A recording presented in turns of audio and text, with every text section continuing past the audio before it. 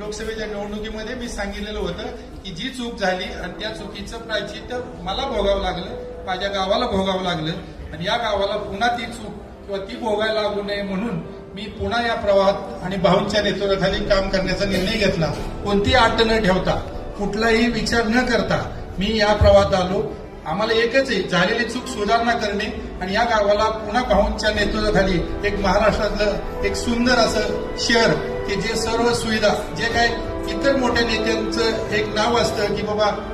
बारामती असेल, लातूर असेल, अशा शहरामध्ये आपली गणना कशी होईल आणि या भाऊंना मिळालेलं मंत्रीपद आहे, त्या मंत्रिपदाचा उपयोग या शहरासाठी भविष्याच्या सर्व सुविधा चांगलं काम करण्याचा निर्णय या ठिकाणी मी स्वतः आणि आमच्या सर्व माझ्याबरोबर असणाऱ्या लोकांनी घेतला. आणि सगळ्यात महत्वाचं, मी नवीन असताना माझा कुठलाही फॉर्म भरेपर्यंत राष्ट्रवादी पक्षाचा कार्यकर्ता होतो, पण भाऊनी एवढा विश्वास टाकला की आम्हाला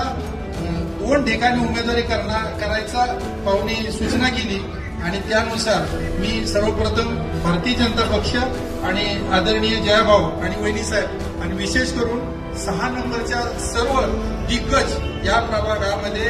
ज्या भाऊच्या पार्टीमध्ये सर्वात दिग्गज पार्टी प्रभाग क्रमांक 6 मध्ये असताना, मी नवीन असताना, माझं काही तिथं नसताना मला त्या ठिकाणी उचलून उमेदवारी करावी लागली. हीच माझं भाग्य आहे आणि या सिद्धनाथ माता जोगेश्वरच्या परिसरामध्ये मी या ठिकाणी प्रतिनिधित्व करतो आणि एवढंच ग्वाही देतो, ज्या माझ्या कामाची पद्धत आहे, ज्या ठिकाणी जाईल तिथं निष्ठेनं आणि प्रामाणिकपणे काम करून पक्षाला भविष्य कोणतीही अडचण येणार नाही किंवा एक चांगलं उज्ज्वल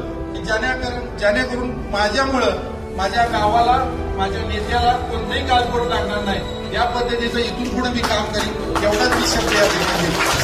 धन्यवाद.